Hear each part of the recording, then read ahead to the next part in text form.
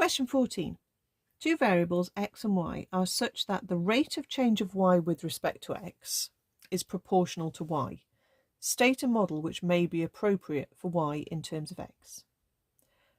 Now this is a really awkward little question. It's in the syllabus, but you don't officially learn about this type of functions differentiating properties until Unit 3. So it's a little bit annoying that they just expect this in Unit 1. But this phrase rate of change of y with respect to x literally just means dy by dx.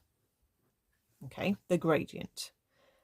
So what we want is a function which, when you differentiate it, remains proportional to what it was to start with. It was proportional to y.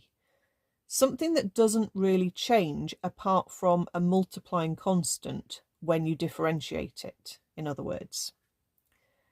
Now, all the functions that we can think of probably off the top of our head, things like x squared, they turn into something else as we differentiate. X squared turns into a 2x, okay? X cubed turns into a 3x squared. What we want is something that, as you differentiate it, is only just a constant multiple of what it was originally. Now, the only function we have that is true for is an e function. Okay, e, as you differentiate it, will basically stay the same. Okay, that's how e was kind of created in the first place, that when you differentiate e to the x, you still get e to the x. It's the function where the gradient is the same as the y coordinate.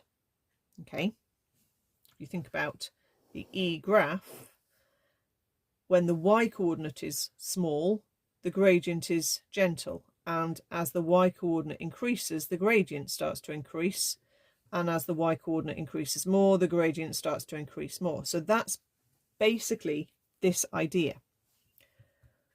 We could then say, well, let's generalize it slightly.